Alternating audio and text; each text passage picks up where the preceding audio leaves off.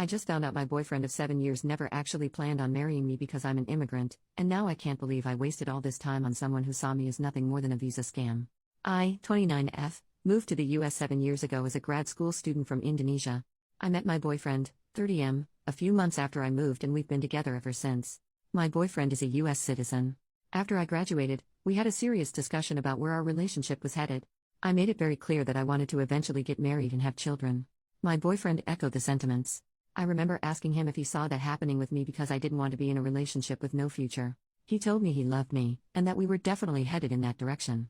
As of last week, we've been dating for 7 years. We've occasionally talked about marriage, but we were both busy with our respective careers, so the timing didn't seem quite right. However, recently my company announced that there's a chance that my department's work will be outsourced. I'm on an H-1B visa, temporary worker, so this means that I need to start looking for a job as soon as possible if I want to continue staying in the US. Last week during our anniversary I brought this up. I asked him if he thought it was the right time to think about getting married, as that will also help with sorting out my visa issues. He looked like he was about to vomit. After much prodding, he confessed that he wasn't planning on us getting married before I was able to get a green card, permanent resident, in the US. I was incredibly confused because he'd never mentioned this before. His reason was that he didn't want to be used as a visa mule, his words, not mine, by me, and that he wanted to make sure that I married him because I loved him and not because it was a ticket to getting to stay in the US, which can only happen when I get a green card. It took me a while to process what he said, and I asked him if he'd be okay to move to Indonesia with me, which he wasn't. As you can imagine, I didn't react well and ended up leaving because I couldn't deal with what just happened. I am still in disbelief.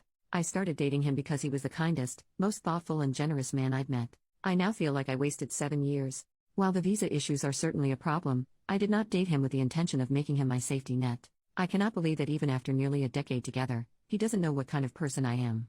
I feel like this relationship is possibly over and it hurts. It hurts so much.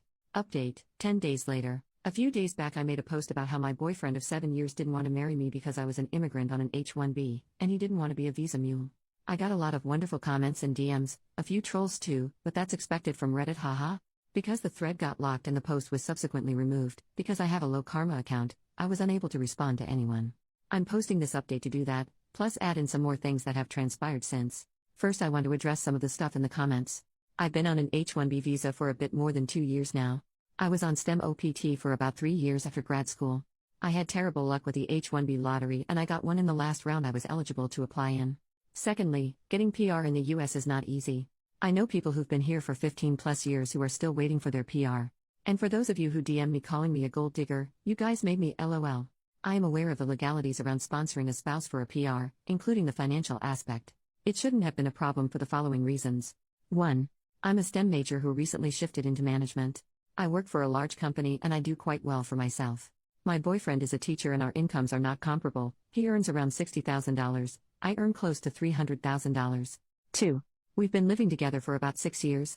We have a shared account to pay for expenses like rent and utilities that we both deposit a percentage of our salary into. The rest of our money goes into our own private accounts and we don't manage each other's money. 3. Because I'm pretty frugal, I've saved up quite a bit of money in the form of savings and investments. If my boyfriend was worried about the legality of sponsoring me financially for over 10 years, I would have happily discussed moving the money around. I was even considering buying a house, so we could have made that a joint ownership thing. The point is, we could have figured it out. I haven't relied on him financially ever, and I didn't intend on doing that in the future. I might not have considered everything, but you have to note that I thought about the marriage for visa thing very recently, only when the threat of possibly having to leave loomed over me. This isn't something I'd thought about in detail at all. Regarding my situation back home in Indonesia, I come from a very religious and conservative family and had a horrible childhood. My family doesn't support my career choices. I cut contact with my family when I moved to the US, so they are not in the picture at all. Also, I was on great terms with boyfriend's family, they loved me. Now, for the actual update, he is now my ex-boyfriend.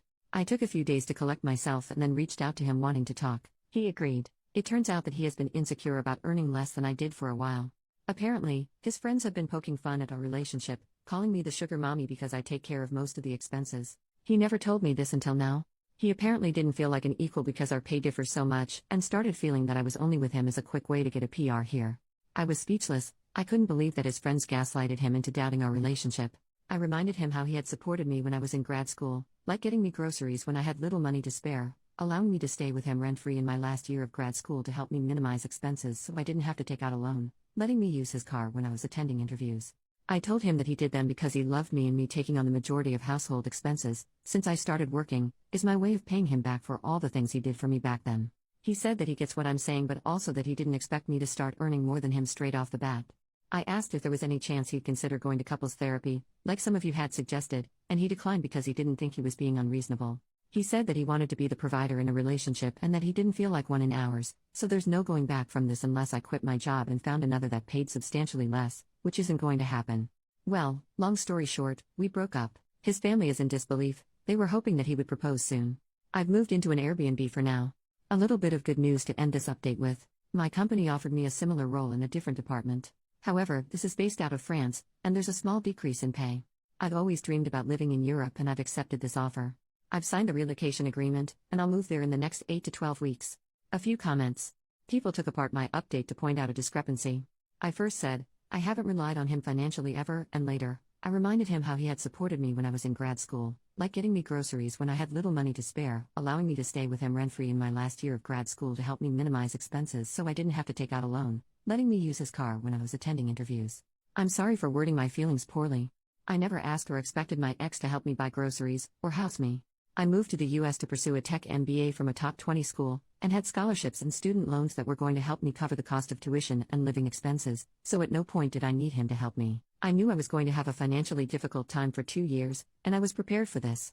My ex, however, did not like that I was eating cold sandwiches and instant ramen most of the time and would bring me some groceries, vegetables, frozen food, and the like, because he wanted to make sure I was eating well. He was also the one who proposed the idea of me moving in with him, because he wanted us to live together, and also thought it would lower my stress levels. He was an extremely kind, considerate, and generous man, and it was one of the reasons I fell in love with him. I am extremely grateful for his support. But I wasn't relying on it. Had he not done any of the above, I would have managed. Second update, 1 year and 3 months later, I'm back with an update after about a year of moving to France. My previous posts are on my profile if you guys want to check them out. I absolutely love it here. The language barrier is very real, but I'm taking classes, and the people around me have been incredibly helpful. I've spent the last year experiencing all the good things Europe offers. I've visited multiple cities in France, Netherlands, Belgium, Spain, Portugal, Switzerland, Denmark, Germany, and Luxembourg. I cannot believe how gorgeous all of these places are, and the more time I spend here, the more I think about how fortunate I am to be able to experience this. I'm soon traveling to Italy, and I'm excited about everything. My work-life balance is also incredible. I was frequently putting in 10 to 12-hour work days in the US, and I can count on one hand the number of times I've had to work more than 8 hours a day here. I love the emphasis on personal time, and I cannot fathom going back to the way it was before. I haven't had the courage to get back into dating yet. My experience with the ex has left a really bad taste in my mouth. Even though immigration here is a lot easier than in the US and is not really one of my worries, the thought of things falling apart after putting in a significant amount of time and effort scares me. I'm considering therapy, but I haven't quite made the leap to do that yet. My ex reached out to me a few months after I moved. He faced a lot of backlash from his family after we broke up, and he wanted to discuss reconciliation because he realized the error of his ways. I told him exactly how he made me feel, and that I could no longer trust him. I had decided to move on, and advised him to do the same. He's had to downgrade his lifestyle as he could no longer afford to live the same way we did, and I could tell that it made him unhappy. Not going to lie, I did feel a pang of guilt and sadness after our conversation. But it is what it is. I got a bunch of DMs asking me about what I do. I have an undergrad in comp science, and after a year of working, I decided to pursue an MBA. I was fortunate enough to get into one of the top 20B schools with a scholarship that reduced my tuition by about 30%. I got into tech consulting initially and then switched to product management after a couple of years. Final update, 1 year and 7 months later. Hi everyone. It's been 3 years since my original post. I now live in the Netherlands. Switched over to another company last year. It's cold and wet most of the year, but this summer was glorious, and at times, hot enough to remind me of home. I went through therapy, for a few months. I must admit that I was not fully committed to it. But talking and venting helps a lot. That, and distance, and time, has definitely helped me heal.